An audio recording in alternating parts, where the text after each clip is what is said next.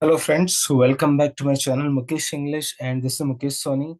Friends, in this video we are going to have a discussion of the important question paper of the Open Elective Spoken English for Corporate Jobs, that is second semester English, for all the courses, examination August September 2023.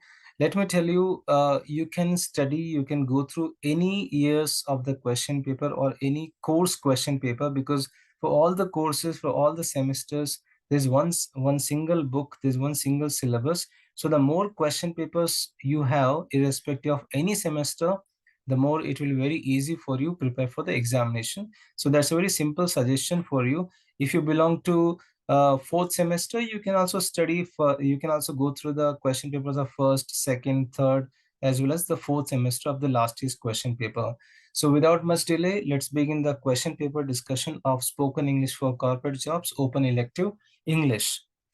So this is for the NEP syllabus, and the syllabus we have here, we have 4 units: English for front desk management, Unit 2, fluency and etiquettes, Unit 3, business speeches, and Unit 4, cross-cultural communication. What is the QP pattern? You have here 2 marks questions, 5 marks questions, and 10 marks questions. So it's very theoretical question paper, as well as very quite, you cannot explain much, but you need to write to the point so that you will get the best marks. So here now we need to answer 10 questions for 2 marks. Each question has a 2 marks weightage. Question number 1, what is the function of greeting? Greeting is one of the basic functions of communication and helps people to connect at a more personal level. That is a function of greeting. Name the duties of a front desk manager. The front desk manager takes the responsibility of hiring and training the staff, manage their work schedules, and tend to customer complaints, ensure that the front desk is organized, maintains equipment and supplies, and also manages budgets, records, and contracts, generating reports, feedback, sorting out emails, printing, typing, filling, and updating the records are also the main duties of the front desk manager. Question number 3 we have here, when are instructions essential? Instructions are essential when we are required to do the task which are not familiar, or we are doing it for the very first time. So in such case, we should use the imperative form of the instructions, like giving the orders, command, advice, warnings. So in such case, the instructions must be as simple as possible, and they must be logical. Name any 4 problem solving skills. So I have gathered here 5 problem solving skills with reference to your textbook. Number 1, identifying the problem, gathering the data, brainstorming on possible solutions, narrow down the solutions, and go with the optimal solution. So these are the 4 important problem solving skills. Question number 5 we have here, what is the purpose of consultation? Consultation is important to solve the problem, as well as to hear out the person's needs and help to identify a plan of action for solving their problems and accomplishing their goals. Question number 6, define persuasive speech. The speech which is being delivered with the intention of convincing the audience to accept the opinion, viewpoint, or fact, and create influence on the audience to do something is called the persuasive business speech or persuasive speaking. Persuasive means to say you need to convince. You have to speak in such a manner where you are able to convince the audience. Question number 7, what is the purpose of an introductory speech? Why do you give introduction in your speech? The introduction gives the audience a reason to listen to the content of the speech. A good introduction needs to get the audience attention, state the topic, make the topic relatable, establish credibility, and preview the main points, reflect the main points. Then mention the different visual aids used for the presentations: slides, charts, graphs, images, photographs, short video clips, infographics, whiteboards and flip charts, animation, 3D models, and virtual or augmented reality. These are the different visual aids which could be used for the presentations. Define cross-cultural communication. Cross-cultural communication refers to the process of recognizing and understanding the differences in communication practices, behaviors, and values between people from different cultural backgrounds. Cross-culture means to say when you have a communication with the person which who belongs to the different culture. So what do you learn during that time? You learn the behavior pattern, you learn the values of that person, you learn the communication practices. That is the meaning of cross-cultural communication. Next question we have here, what is a probing question? Probing question is a type of question which is designed to encourage deeper thinking and elicit detailed information. Probing means, in this context, probing means you are going to digging the deeper into the subject to uncover underlying issues or to gain a clearer or more comprehensive understanding. So we have open-ended questions and the closed questions, yes or no questions, or WS questions. Then why are questioning skills important? The questioning skills are important to be successful in our career. We need to develop the questioning skills. It's a necessary part of successful career development. Right questions at the right time can open up new opportunities and enhance competencies such as critical thinking, interpersonal communication, interpersonal skills, etc. Next question we have here, what is business etiquette? Business etiquette is a set of manners which are required in the professional environment. The professionals are expected to follow certain rules and behave in manner within the workplace. It can lead to challenges, upsets, and miscommunication when employee or employer does not follow the proper defined etiquette in business. 13, question number 13, write any two examples for cross-cultural communication.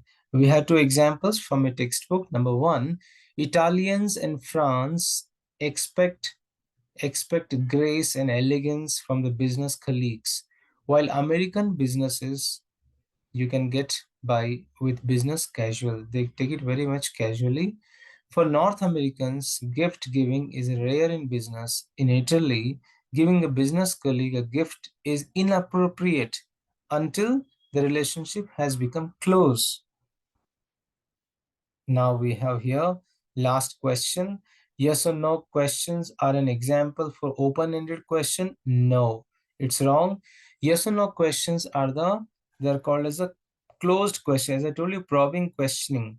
Questioning skills, yes or no questions are called as the closed questions.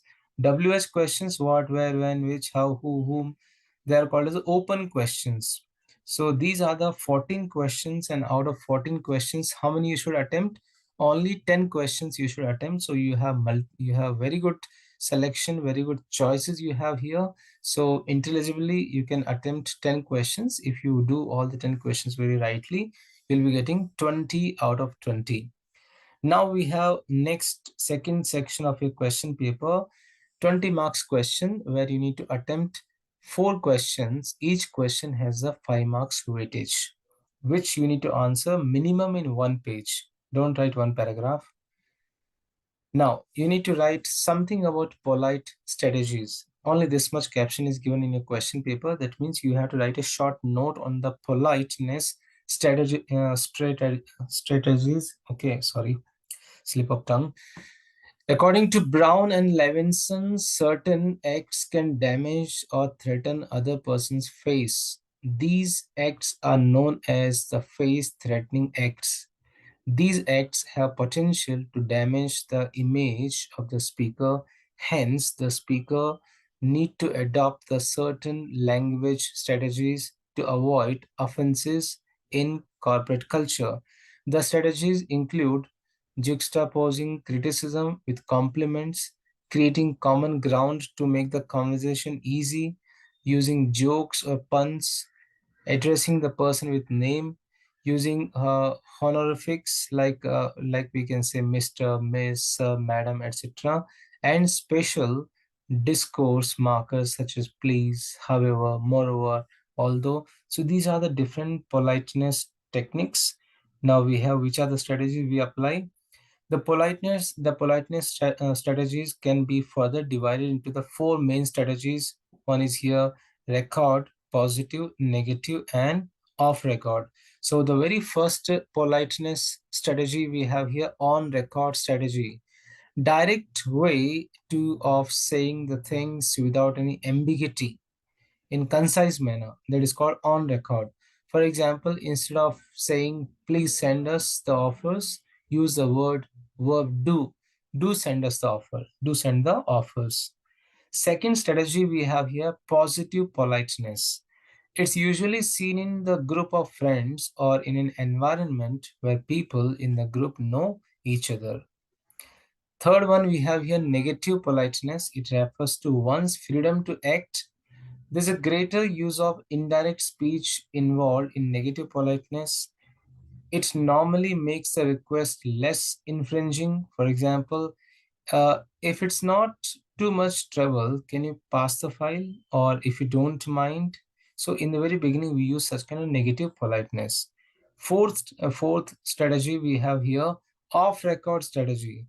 This politeness strategy relies on implications. It is indirect and involves breaking of conventional norms to imply recommended course of action. So these polite strategies determine the face. So this is the answer.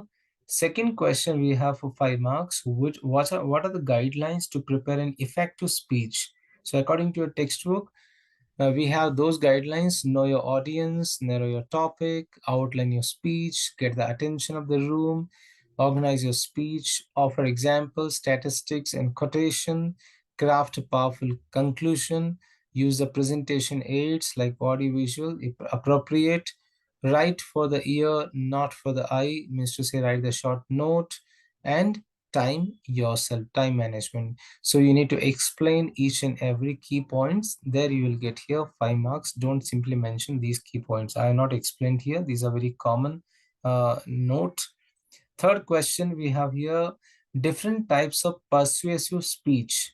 So very first you need to write the meaning of persuasive speech, the speech which is being delivered with the intention of convincing the audience to accept the opinion, viewpoint, or fact and create influence on the audience to do something is called as the persuasive business speech or persuasive speaking. In short, the speech which influences the listeners to follow a certain idea is called as a persuasive speech. That means you compromise, I'm to say you convince somebody. So we have three kinds of persuasive speeches. One is here, the very first we have here, factual persuasive speech. The factual persuasive speech is a speech which is behind the concrete proof about the certainty of anything that has happened. Second persuasive speech we have here, value persuasive speech. A value persuasive speech is a speech that tells the audience about anything, whether it is wrong or right.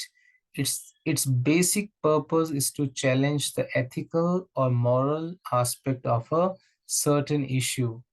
Third one we have here, policy persuasive speech.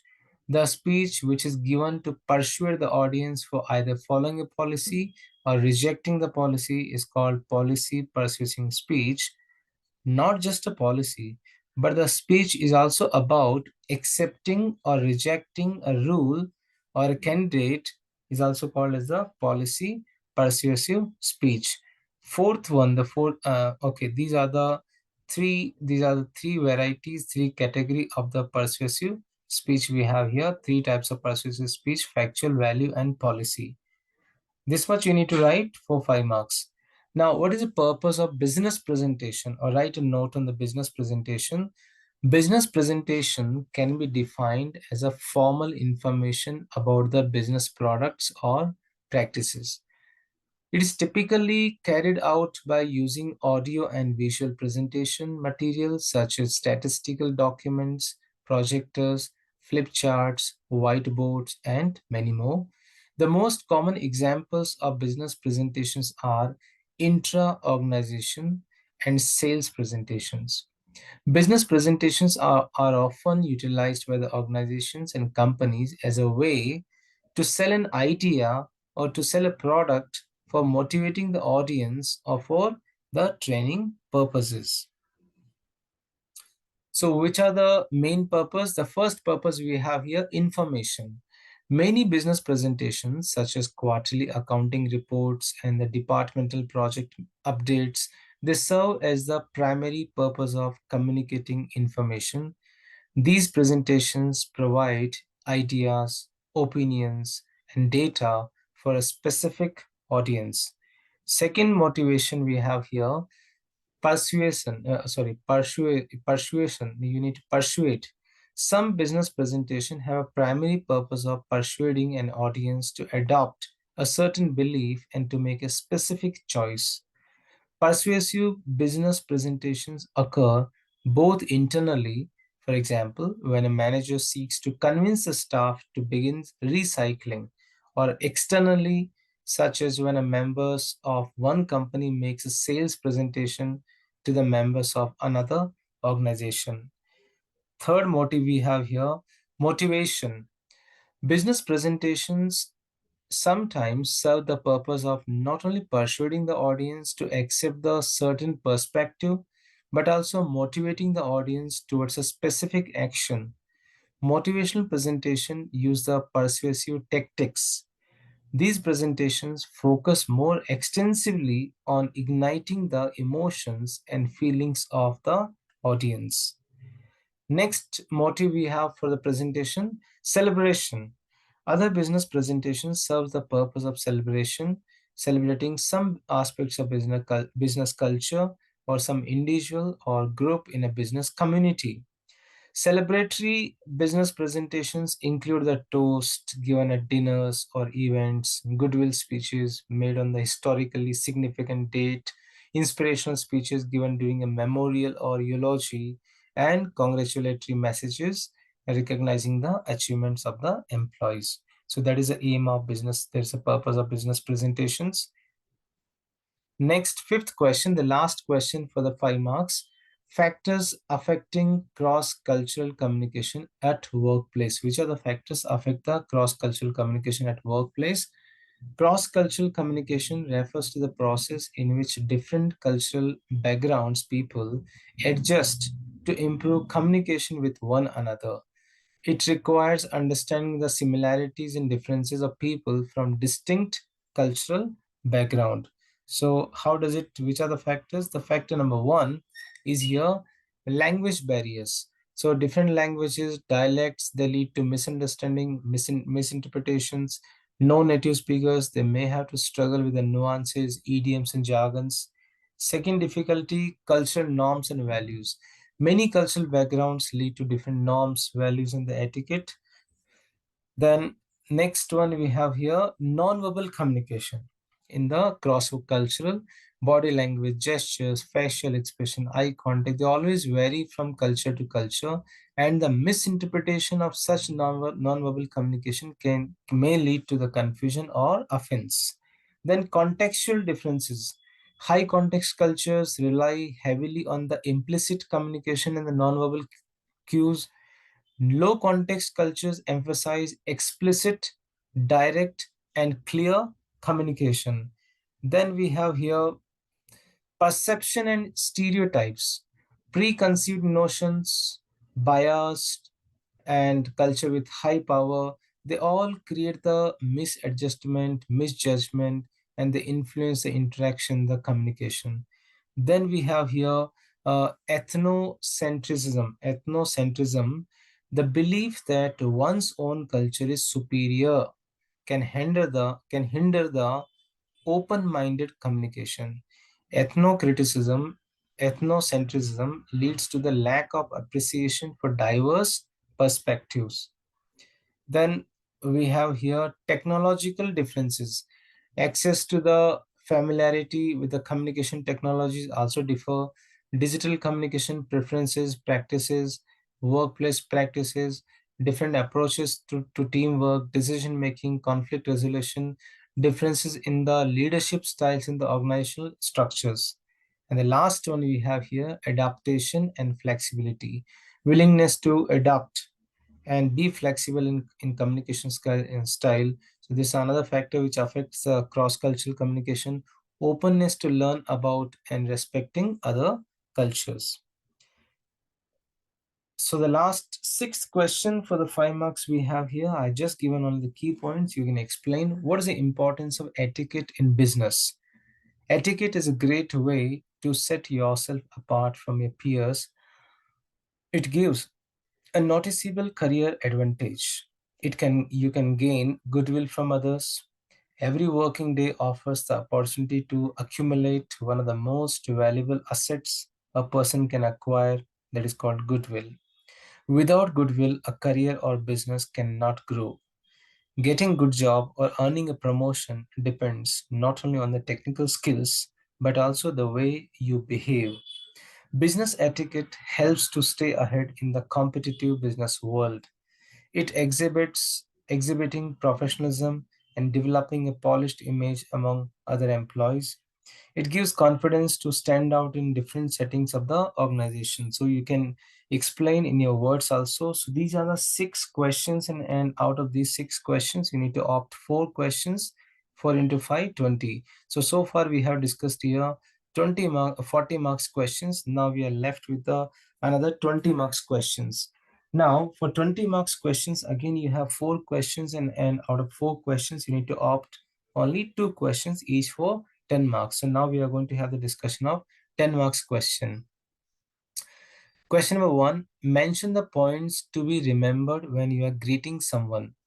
So it is one of the basic functions. Greeting is one of the basic functions of communication. It helps people to connect at a more personal level. Greeting people with warmth and confidence is an important skill. It's something friendly or polite that you say or do when you meet or welcome someone. It is something which is making an impression on the other person.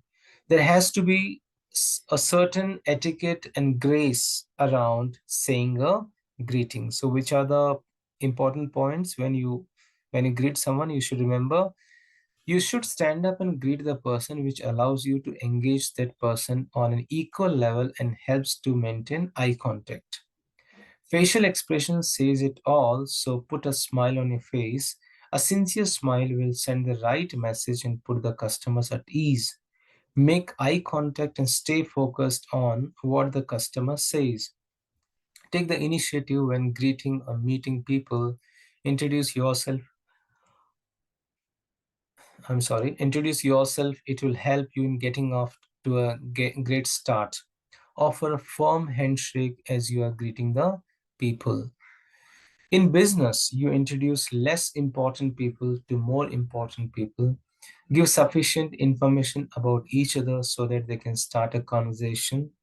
Make the customers feel important and focus your attention on them.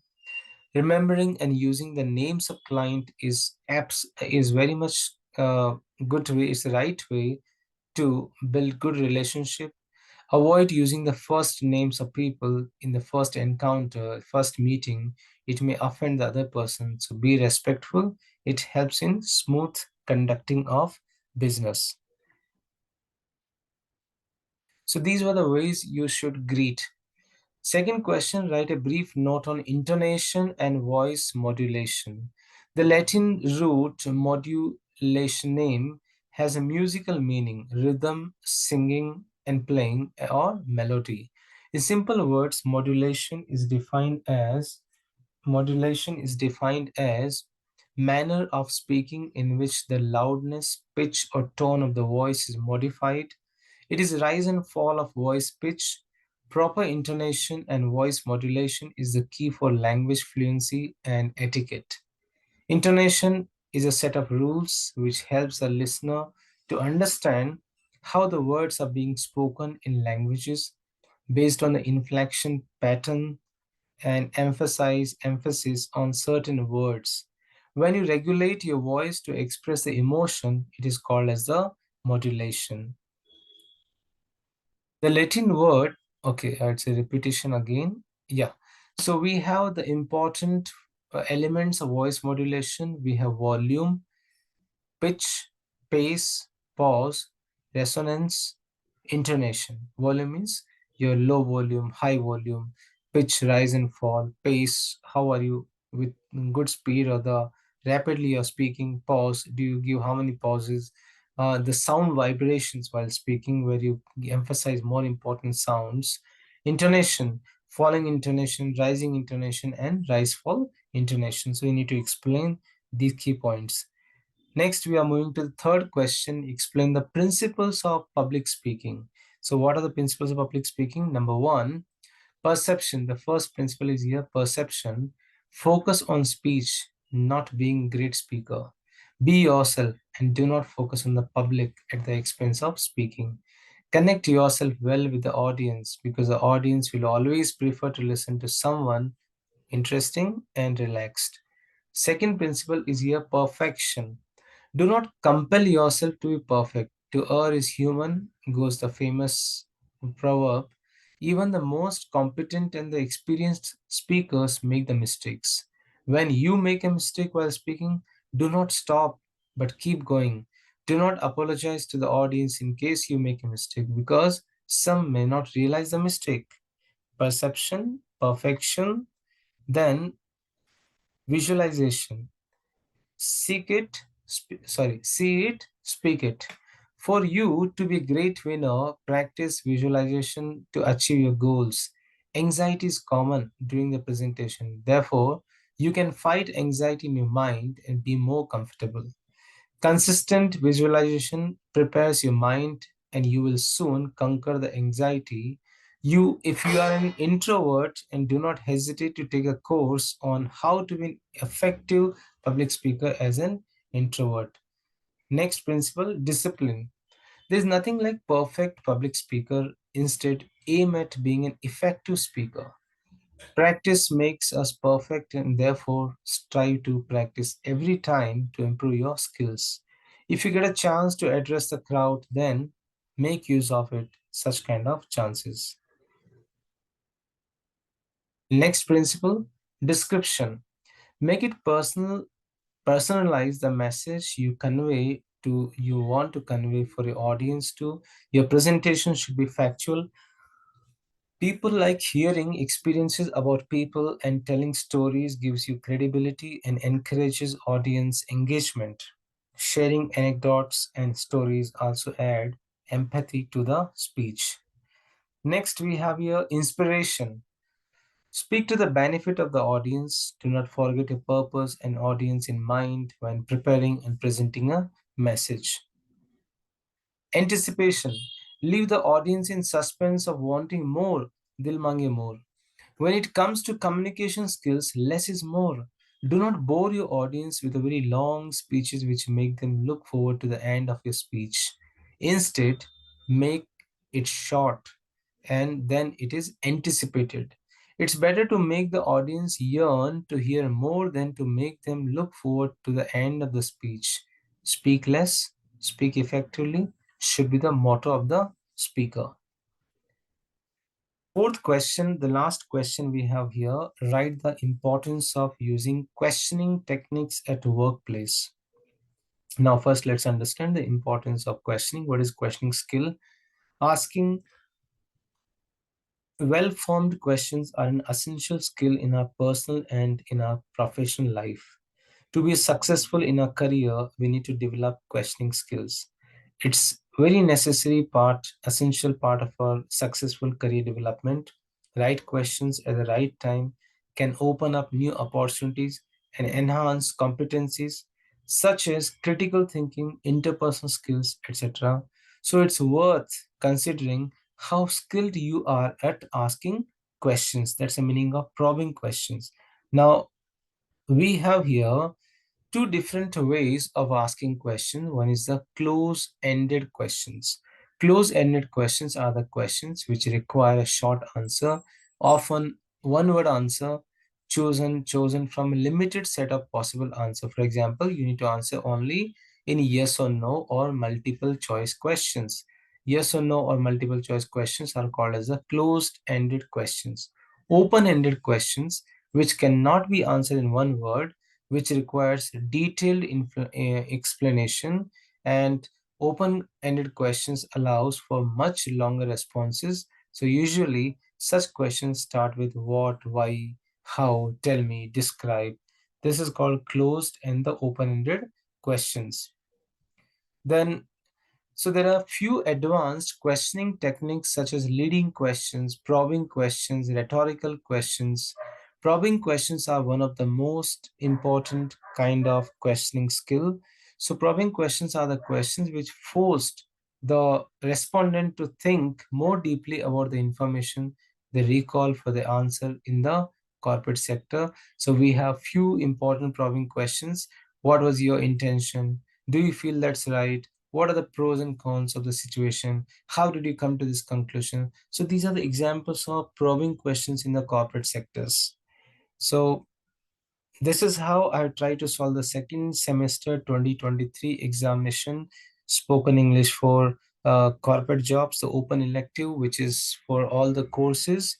I hope you like this video. Click on the like button, write in the comment box, subscribe the channel if you have not yet done it, and also forward this channel's link, I mean to say this video, to your friends also. I will say that spoken English for corporate job is a common paper which is for all the semesters. Whichever semester you belong to, you should go through all the question papers irrespective of any semester, first, second, third, fourth. Don't think you are in second semester, you should read only second semester question paper. You can read any semester's question paper of this OE, of this open elective. So I wish you good luck for the examination, and just look into the description box. You'll get another few more question papers, videos, links. So that's going to help you to get the best marks. So you go through all the question papers, and I've seen most of the question papers have quite common questions. There are many questions have been repeated. So prepare well with the help of the QPs. So thank you so much. I wish you good luck.